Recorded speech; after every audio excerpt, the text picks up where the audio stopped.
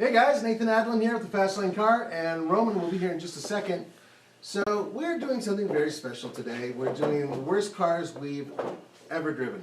Yeah, welcome to this Monday edition of TFL Today, and as always we go live at 10 a.m. Mountain Central Time. We're a little early today. We're actually a little earlier than we normally are in terms of being early, but that's because we have to make sure everything's working before we actually get to the topic and start answering your questions. So Roman is today going to be proxy for Andre with all the questions and answers, and so hopefully we'll be able to get them on there. So in a minute we're going to be starting the 10 worst cars that we've driven, and basically it's 5 for Roman and 5 for me. And if you guys have something to add, please write them in.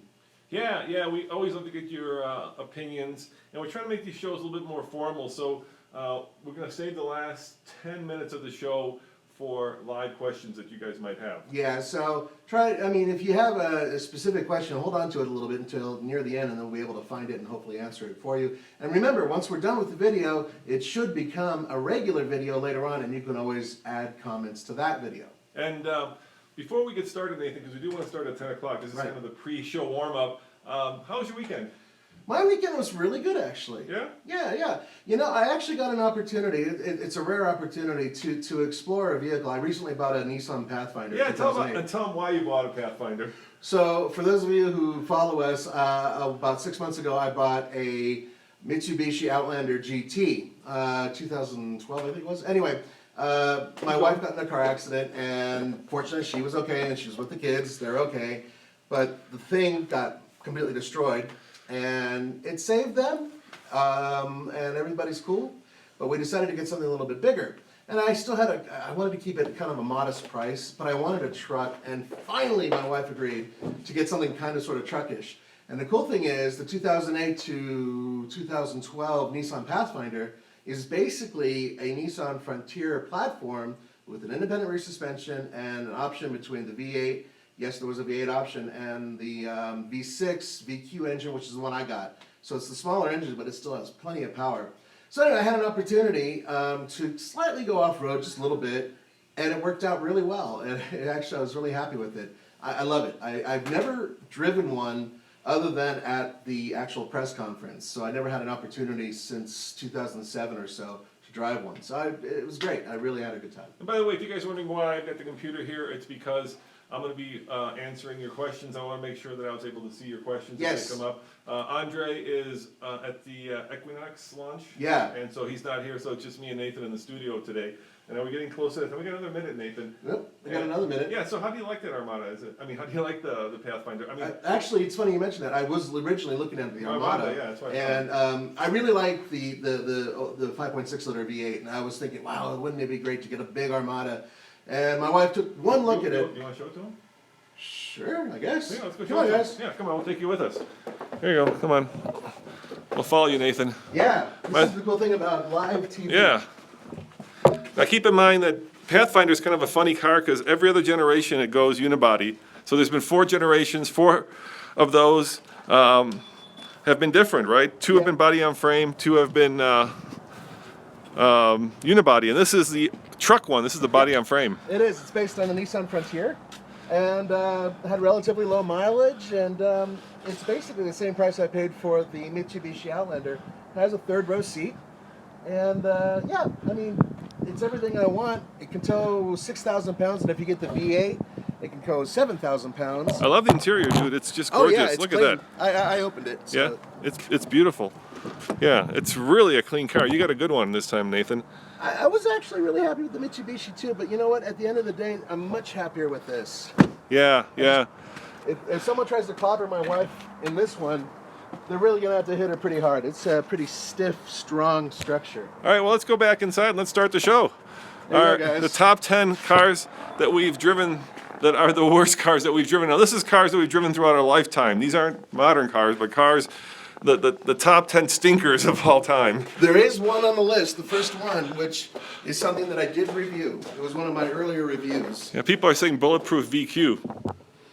Yeah, that's true. Part of the reason, yeah. And by the way, these cars behind us, they're not the worst cars. These are really good cars, They're not actually. part of that list, although every once in a while I try to mess with Roman about the Yeah. Yeah, but they're not part of the list, Nathan. This is a new, we just actually did a 0 to 60 review on this last week. It's up on our channel, so check it out. But Is that frozen or? no, it's gonna catch Oh, it's up. buffering, okay.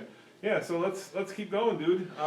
Number 10, the worst cars that we've ever driven. My number 10 car is the Chevy Aveo. What a stinking, you know what that was, Nathan. I remember driving that home from the airport being terrified that I was gonna get crushed by the nearest pickup truck, semi-truck, mini.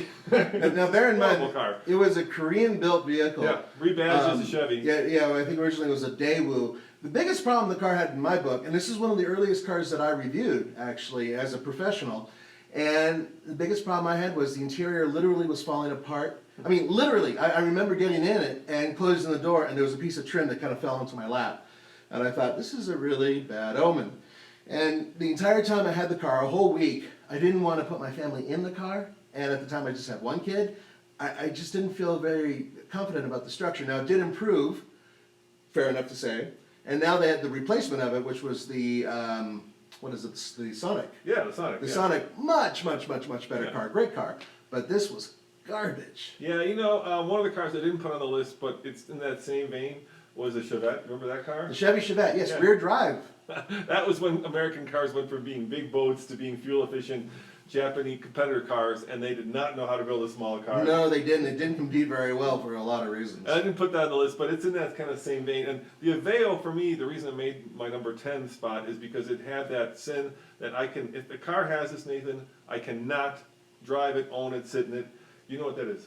Lack of a personality. No, it's something much more basic than that. It's when there's like a razor blade that cuts into your knee. Oh, You know yeah, what I'm yeah, talking yeah. about? Like there's that little member here Yep. that somehow they designed in such a way that when your knee touches it when you're driving, right? Here's like the little IP, and here's the little shifter wall, and it just cuts into your knee. And after about like I don't know 5 minutes, you feel like there's no more blood flow going to your lower part of your leg, and that Aveo had that. Yeah, there were a couple of Volvos that did that to my leg. No, Yeah. no kidding with the. Yeah, with the waterfall. All right, let's move on to number 9. Now, number 9 is an interesting vehicle because it was used as a punishment for me, and that's the AMC Matador. What a great name for a vehicle. Yeah. Oh God. Matador. It was bad, and the thing about the Matador that made it bad was the fact that granted I was driving it 15 years after it was built, but it just was garbage. It didn't drive right. It was floaty. The rear end got loose all the time. But it was a Matador. Yeah, and there was no room in the Matador. So this is what happened. I got caught street racing. I used to have a Mustang. Long story. And my dad caught me, and basically he's like, "All right, you're going to drive that to prom." Swear to God, he put me in what I call rolling birth control. And that car was terrible. And no, my date was not very happy about it. It was just the interior. It had the velour. It was just horrible. And the worst part of that car was it had a V8, but it didn't drive like it had a V8. It drove like there was an anchor behind it that was constantly dragging. So yeah, not my favorite car, not at all. You know, when I met my wife, Nathan, at some point in that relationship, you get to that milestone moment where you ask your to-be what kind of family she has, what kind of cars did they grow up with. Right. And that was something that almost put me off with my lovely wife because she came from an AMC family. Not only did they have the Matador, but they had, dare I say it, the Javelin. Oh, Dare I say it, the Pacer. the Pacer was horrible. Probably Gremlin. My brother had a Gremlin. And a Gremlin, yeah, yeah. exactly. Yeah, a Gremlin, yeah. All those cars were, they were like Hot Wheels, right? They had a lot of cool stickers on them, but in terms of like just basic transportation, Yeah. oh, God help you. And engineering was, yeah. Engineering was lacking. Okay, my number 8 car. Speaking of your wife. Yeah, speaking of my wife, she had this car when I met her. It was the Ford Escort. Oh God, and to make it worse, Nathan, I used to work as a TV reporter in Rockford, Illinois, and she lent me her car once to drive from Chicago to Rockford, which is like an hour and a half drive on the interstate. And she had this nice sunroof, and I thought, well, I'll lift the sunroof up. Well, it was one of those sunroofs. Remember when they were popular when you used to go to a shop and they would cut a hole? Yeah, in the they roof? just drop it in there. Yeah, they dropped it in there. You'd think that would be a good idea. No, it was a horrible idea because what happens is, number one, it leaked. So it rained, Yeah. and it leaked, and then the sun came out, like finally I can open it. Then literally, when I opened it, I thought there was a 747 landing on top of the car. It was that badly designed and that loud at highway speeds. You know, I actually did own something similar. I had a Mercury Tracer, but it was the LTS that had a Mazda engine in it. The one he's talking about was the 1.9. I'm very familiar with those cars. They were terrible. They were terrible, and they were sold both here and in Europe. Yeah. You know, Ford built some stinkers back in the day. Actually, all of these guys did, but mine, which is number 7, is actually a French car, which I was really excited to drive, and I really regretted it, and it was the Renault Fuego. The Fuego. Anything named Fuego, you should stay away from. It was cool looking. It was, but it actually did catch fire, which is a really funny thing. What happened was, I was at a gas pump, and back then it was leaded gas, and so I was putting gas in there. I didn't care there was leaded gas or whatever. And the car, for some reason, the speaker system for the back of it is all the way in the back, and there was like some sort of arcing going on, because I left the power on so I could hear music while I was filling it up. And as I'm pulling away from the gas station, I see somebody waving at me like this, and sure enough, the back of the car was slightly alight. So I think it arced from the spark from the speaker system or something like that. But the car itself was terrible to drive. It handled really, really bad. And I drove it for like 3 days, and I used to work at a wrecking yard, my family's business, and so I literally brought it back to the wrecking yard, even though the car was almost brand new, and I said, have at it. I was done. Yeah, you know, for all you guys born like in the 80s or later, back in the day, economy or compact car was just code for poorly built, crappy, basic transportation. Cheapest materials you can find to slap on a vehicle. Nowadays, so much better. Yeah, you can get a great, I mean, a Civic, right? A Civic is an entry-level Honda, and yet it is, you know, in terms of build quality, we just had one, Tommy and Charlotte reviewed it. Yep. It's just as good as an Accord, just as good as a Pilot or any other car. Back in those days, and this was Japanese actually, Japanese built kind of the same standard, but for American cars, if it was an entry-level car, it was screwed together with like wood screws. And the bottom line is that if you look out on the road today, old vehicles that are on the road, a majority of those are Japanese for a good reason. Yeah, and then the other, of course, car that killed the French was not just the Fuego, but also the Le Car. Remember that piece of fine French machinery? It was la crap. It was terrible. Terrible. Americans were not into it. And it's a shame because actually it had some siblings that were really fun, but that one coming here, not a great idea. Yeah, once upon a time you could get French, you can get Citroens, you could get Renaults, Peugeot. You could get Peugeot. The 405 was actually a car that conquered the Sahara. Oh yeah, I drove a 405. I loved it. It was great. Yeah, we never got it. All right, that's number 6. That's my car. Oh God, I hated this. You know, once upon a time, again, the manufacturers decided that there was this craze for retro cars, right?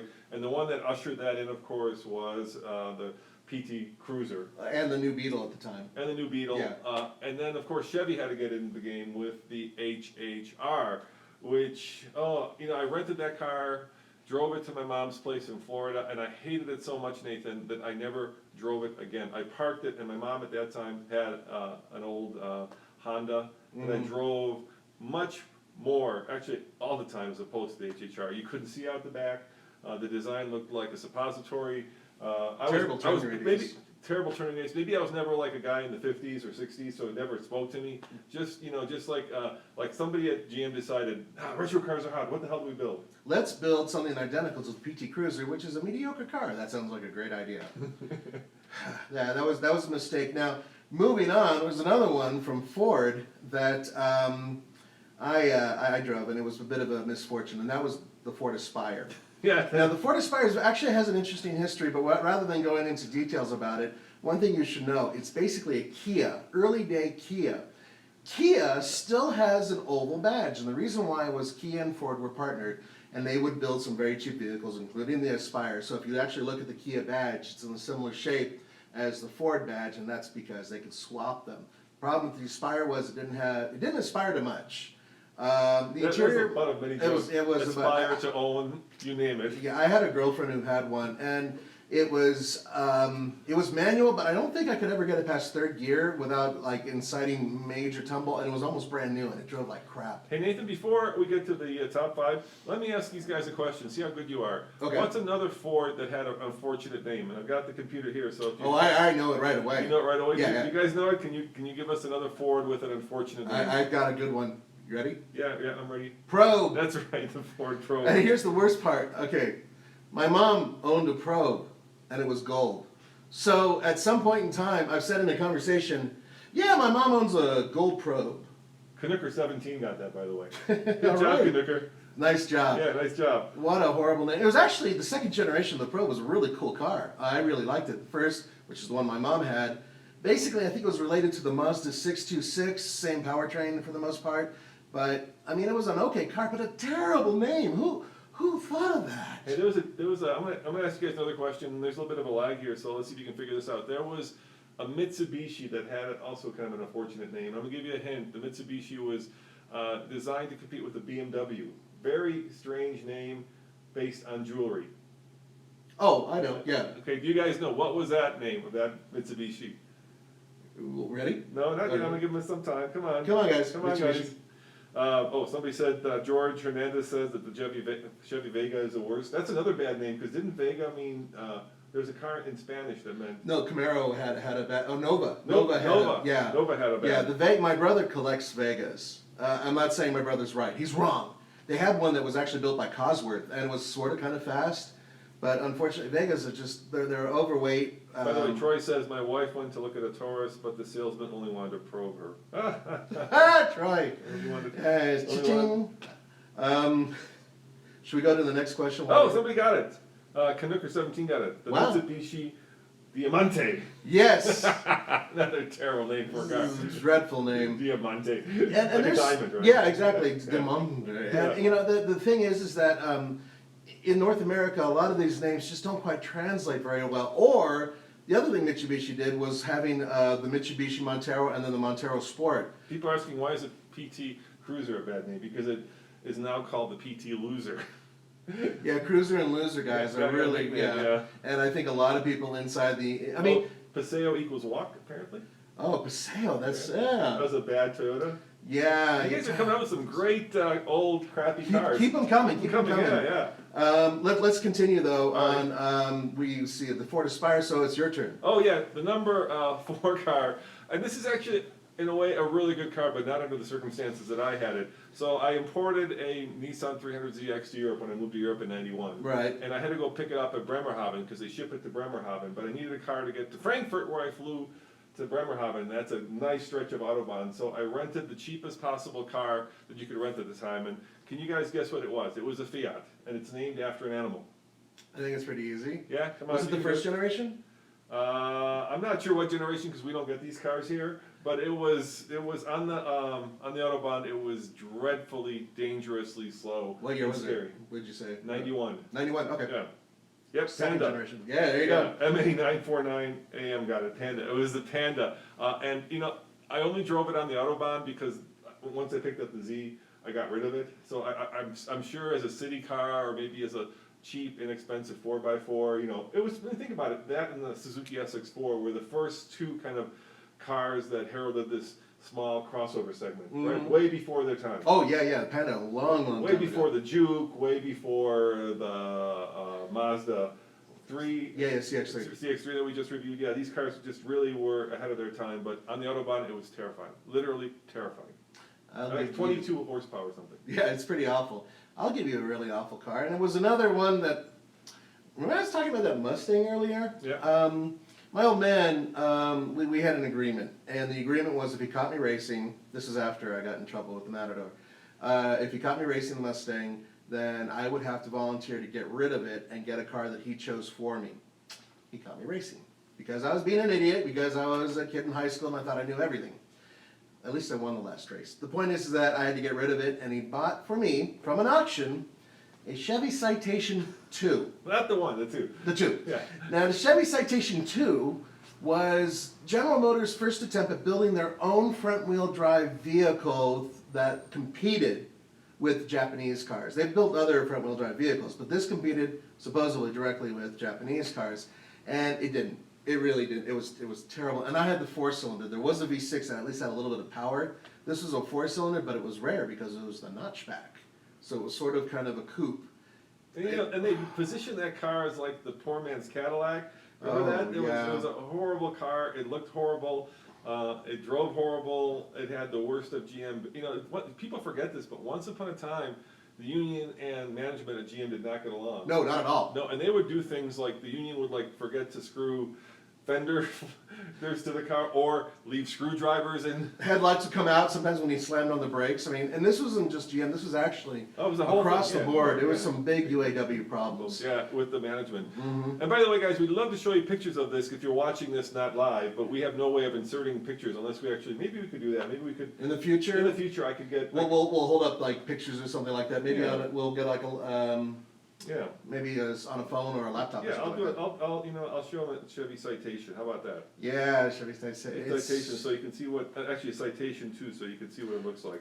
My idiot friends and I used to play bumper tag where we would drive through the hills in Southern California, and I had no problem plowing into whoever driving that car.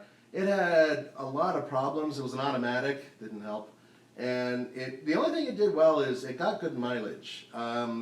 And fortunately, because I had good grades and because I saved up my money and worked 2 jobs, I actually got a Camaro after There's a that. Citation. Look at that beauty, huh? Woohoo! Ooh, look at that. Look at That's those some wheels. Sexy stuff. Yeah, what were those, like 12-inch wheels, Nathan? Yeah, they're about 12 or 13s.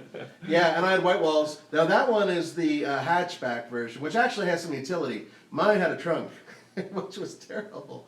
Okay, let's move on to All right. Romans. Number 1. Here's my number 1 right there. Which is actually number 2 on our list. Yeah, this is my number 1. It's, of course, the Trabant.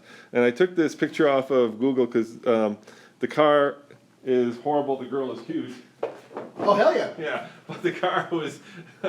So, Tommy belongs to this, like, Eastern European Car Club fanboy on Facebook page, right? And there's this newfound romance with these cars, because there's that rule, right? The more a car breaks, the more engaged you are with it. It's just like having a significant other who's very high maintenance. I'm not saying anything because I want to sleep in the bed, not on the couch. I'm not saying our wives are high maintenance, No, of course right, but the not. more engaged, my first Yeah. girlfriend was like that. We fought like cats and dogs, but, making up was great. And that's the way it is with a lot of these high maintenance cars. And people forget all the time that the thing didn't work. There's a joke about the Trabant, which I won't go into, but in Eastern Europe, you had to wait for 10 years to get on the list to buy a Trabant. Can you believe that? 10 years, Nathan. Unless you knew somebody on the Politburo or whatever Yeah. that could gotta get you in.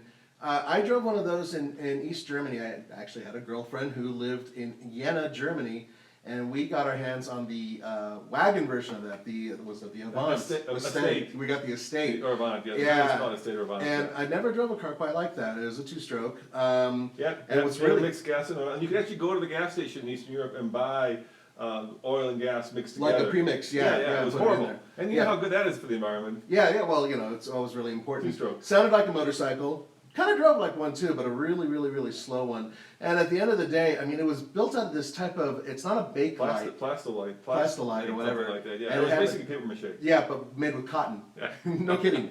It was really, really bad. And we did a video a while ago where we were lampooning the next WRX from Subaru, and it was for April Fool's like 2 years ago, and we actually used that car. So there are a couple here in the States, and that brings me to my. Another Eastern European car. It's called from the East Germany. Wartburg. The Yeah. Wartburg, yeah. The Wartburg, this was the 353, which some people overseas call the Knight. And I drove one of those once again in Eastern Europe. I drove it around Poland, and then I drove another one, basically the same car, in not too far from Jena. And bad car, bad car. But compared to the Trabant, it was really good. It was bigger. It was bigger, and it was built more like a proper vehicle. Actually had a really weird transmission. It almost worked like a synchro mesh. You didn't really have to shift it per se with a clutch. So I mean, think of a tractor with a passenger compartment. that's pretty much it.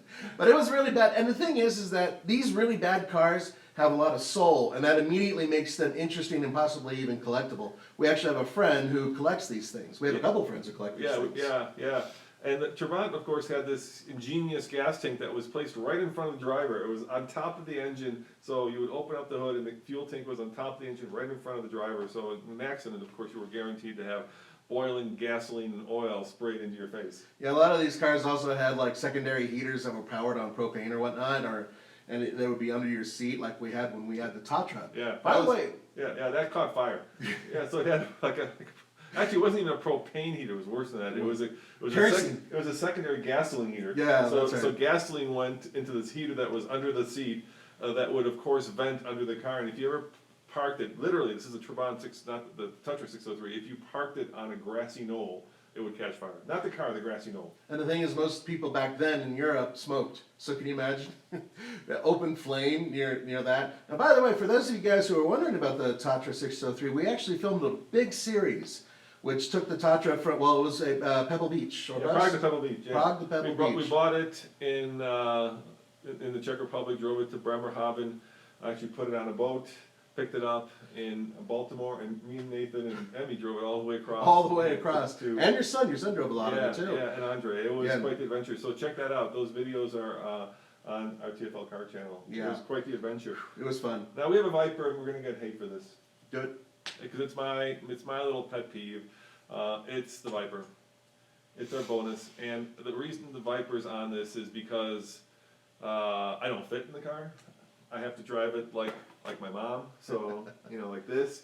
Ralph Giles, who is probably one of the best designers working today, designed that car. I remember talking to him, and I said, "Ralph, what's it going to look like?" And he said, "Well, it's going to be like Sex on the Beach. It's going to be like a beautiful, curvaceous woman on the beach." Notice how quiet he is, because he's like, let Roman dig, let Roman dig. Yeah, right? I'm fine right now. I'm good, thanks. And I thought to myself, I said, the Viper shouldn't be like this beautiful woman. It should be the guy who comes and kicks sand in your face. Mm-hmm. And, FCA was, of course, owned Ferrari at the time. Yeah. And so they took some of those seats from Ferrari, and I thought to myself, that thing shouldn't have like Ferrari seats. It should have like granite slabs of, this is what the Viper is all about. What I think really killed the Viper at the end was the fact that Ralph didn't get enough money. I think it was $400 million to develop it. So not a lot of money to develop it. And the biggest issue was that car is aimed at older guys, and it didn't have an automatic transmission. So like guys in their 60s and 70s probably buy that thing, aren't going to be shifting it themselves for the most part. But they did finally figure it out, man, when they built the ACR, and they set, 14 track records around the country in the Viper, and they made it into what it always should have been, which is a balls out, all out race car. And it, like that, wonderful. As like a sports car, oh, no good. I think the biggest problem with the Viper, frankly, was the fact that the Corvette existed. And at the time, Yep, we were only talking just a couple of years ago, Corvette just blew it away in every measurable way. And that was really the problem. I liked it. I fit a little bit better than Roman did. I'm not as freakishly tall as he is.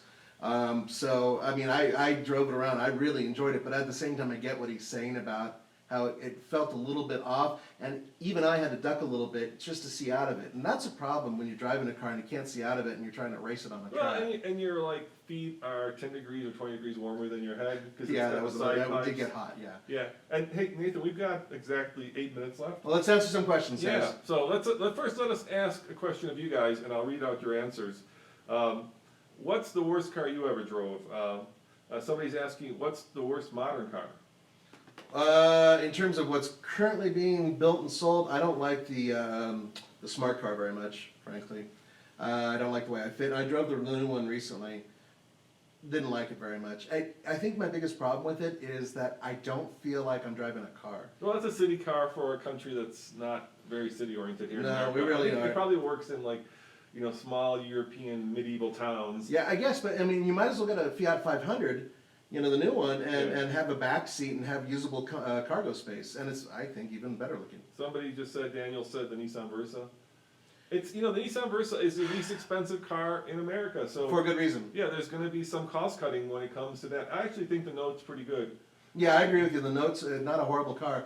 The thing about the Nissan Versa, Roman and I both agree it's not the prettiest car. In fact, I think it's one of the ugliest ones out there, even with the update. But if you don't have a lot of money and you want a new car, it's a great, great vehicle for those who want good mileage and a lot of interior space. The back seat is huge, so it does have some benefits. But out of all the new cars that are being built, yeah, you can say that one and maybe the Mitsubishi Mirage are the two lowest on the list. Yeah, and the Mirage doesn't even have the advantage of being expensive. They're expensive. Well, compared to the Versa, Yeah, that thing can go up to 17 or 18,000. But yeah, for the most part, if you know what you're doing, you can still get one for 14 or 13 or whatever loaded. Jordan says he knew someone who got a 2015 Versa for just $9,999 under 10K. Yeah. And that's kind of, they're trying to keep it as the least expensive car in North America. First car ever, Seat Leon wagon. That's got to be a rebadged Volkswagen. I haven't driven the Seat. I haven't driven that either. I've only driven one Seat, and it was a two-door coupe, and it was all right. Okay, someone's asking, Christopher's asking, should I wait for the new Range Rover or go ahead and buy the Chevy Colorado? Oh, the new Ranger. Should you wait for the new Ranger? Oh, not the I was Ranger. gonna say Range Rover and then Colorado. There's a lot of questions coming at the same time, and they Yeah, disappear. in terms of the Ranger, we don't know what to expect. I mean, we have some ideas. I had this conversation with Andre. Yeah. He's always waiting for what's coming next. That's a typical, like, I think it's a typical kind of pitfall that people fall into, right? Where Sure. they're always waiting for the next thing to come around. And here's what you forget. If you buy the Colorado today, you could be driving in Colorado for the next 3 years before the Ranger ever hits the dealership. That's exactly 3 years you it. could have it as opposed to waiting around for the Ranger. And we don't know for sure if it's going to be great. Ford does trucks quite well, but we've been disappointed with them in the past, and it's possible that the Ranger may not be amazing. So if you really like the Colorado, get it, and then 3-4 years from now, go ahead and move on to the Ranger. Yeah, and I don't think people understand how long it takes to develop new vehicles. I think there's this feeling that just because the manufacturer announces it, we actually see that life cycle, right? So we see from when it gets announced, to when we see prototypes, to when we see it at the car show, to when we actually drive it, to actually when it goes to the dealership. And that's a long, we're talking years. Yeah, there's like an average, which is between 3 and 5 years. And that 3 years is for a vehicle that's already been thought out in advance, and we just don't know how long they've been thinking about it. And remember that these guys have to go to their boss with a sketch, with all the information, say, what do you think? And they'll say yes or no, and it takes time for it to gestate and grow and become a real car. Nell Sport's asking if you should wait for the new Frontier. God, we don't know if new Frontier's coming, dude. I mean, they haven't, remember I just said that whole cycle? They haven't even announced a new Frontier. I think if they were to announce a Frontier today, you'd still wait 2 years. Yeah, I think so. Well, Nissan doesn't want to take the spotlight away from the Titan. They have a half-ton now, they have the XD, which is almost, a big truck, and they've got all these different models of Titan, and they want people to really get into those. So, obviously, taking away from that spotlight with a brand new midsize truck isn't a great idea. I'm willing to bet it's going to be between 2 and 3 years before we even get a chance to drive one. Yeah, Expression, I can't even pronounce this. Expressionistic says, my first car was an 87 Subaru GL. I picked that comment because I actually had an old Subaru GL. Yeah, those are kind of fun. It had the spare tire on top On top of the engine, right? Yeah. Which was kind of a bad place because it would get really hot and then it would start to dry rot. Yeah, that's it was okay. It was slow as molasses. Didn't you have to push the button for 4-wheel drive? Yeah, on it top had of the stick? this really weird, like, 4-wheel. It was okay. It was when Subaru was still building really, so Subaru did that was really smart was they built really quirky cars that people liked, and they made them less quirky and made them bigger, and then they, brought them into the general populace, and they started selling not, less than 100,000, but more like several 100,000. Yeah, they've upped their game over the years significantly. Is Ram going to offer a diesel in the Power Wagon? No, they're not. No. Period. They're not. Forget about it. It's Yeah. not happening. We've asked that question. Never Several ever. times. And one of the main reasons why is actually weight. Think about how much more diesel weighs.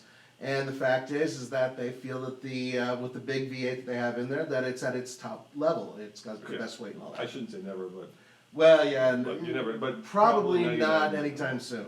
This guy says my best car was an 86 Dodge Omni GLHS. GLH, what does that stand for? Goes like hell. Yeah, it goes like hell. My friend Mark had one. Front wheel drive, crazy amount of torque steer, but at the time when the fastest car was a detuned Camaro. Or the GTI. It actually spanked the GTI on the track. Yeah. Yeah, it was faster. Yeah, it fell apart. It fell apart, yeah. It fell. It was Mitsubishi And components. there was a Shelby, remember there was a Shelby? Yeah, the Shelby, yep. That was the Shelby. The GLH was the Shelby version. Yeah. Yeah, and actually Carroll Shelby did have a hand in building it. And he basically wanted the fastest car you can make with front wheel drive. Do we think new turbos will be reliable? Well, yeah, more so than the old ones. And part of the reason why a lot of things that are happening nowadays are based on the fact that we're using computers to design them, and the tolerances are getting better and better and better over the years. Plus, trial and error. We know what works and what doesn't work. So, for instance, if you're talking about all the EcoBoost engines that Ford's putting out, they've had millions of miles of test data on those turbocharged engines, and so they know what makes a more reliable turbo. So, with our last minute, Nathan, Yeah. I want to give them something that they can't get anywhere else, and this is going to be called, tell us what you want to call this, something like insider tip. Okay. Yeah, only we have, not only, but, we're very lucky to have access to a lot of these car executives and a lot of the designers and a lot of the engineers, and sometimes we get these tips from them that, are probably not known. So I'm gonna give you an insider tip, Okay. and this has to do with a used car, and that is, right now is a great time, according to the chief engineer for the Mazda Miata, right, the American chief engineer, to actually pick up a Mazda Miata. They're at the very bottom of the market. And I'm gonna go beyond that, I'm gonna tell you what years to get. So Okay. the very first Mazda Miata, the MX-5 for all you Europeans, was the NA, that was the internal designation. Yeah, It was pop-up built- headlights. It was built like 90 to 94. Yep. The ones to get are 91 through 94, that's the year. It's the 1.6 liter pop-up headlight, and they're going for around $2,000. Yeah, you guys will ever want a track car? It's a great track car. I mean, what a great place to start. Just to go out and have fun on the weekends if you have a little extra dough. And they actually make pretty good commuters if you don't need to put too many people in there. $2,000, dude. $2,000. And the problem Front is engine. people are tracking them. Yeah. And so the number of them is going down, and they're becoming hard to find. Clean ones, non-molested ones where people haven't done something to it. Right. And the other one to get, if you want the 1.8 liter, which is a little bigger engine, Yeah. is the 1999. So 91 through 94, or if you want the 1.8, get the 99. They made it for like a year and a half. Mhm. Those are a little more expensive. They're like our Boxster. They're like 6 to 8K. But after that, Mazda started adding a whole bunch of stuff to them. Made them heavier. Right. Made them a little bit less pure. So the 99 is a sweet spot for MX-5 if you're in the market. And it's as good as a Japanese British sports car gets. Yeah, it is. All right, guys. Well, thank you so much for joining us. We appreciate it. Once again, if you have more questions that we haven't answered, and I'm sure you do, go ahead and list them. Once this goes on to, it'll become a video. It takes about, what, 10 minutes? Yeah, it'll become a video, and then unfortunately, it's live, so we can't add pictures to it. I think the next one we'll add pictures to We'll it. bring a little tablet. We'll actually have some And pictures you know on it or what? something. Maybe what we could do is on our regular TFL car channel, we could put the top 10 best cars that we've ever driven. That's a really good idea. Yeah. All right. Thanks for watching, guys. See you guys. See you guys next time. Ciao. Remember, when's the next one? Wednesday? Wednesday, 10 o'clock Mountain Time.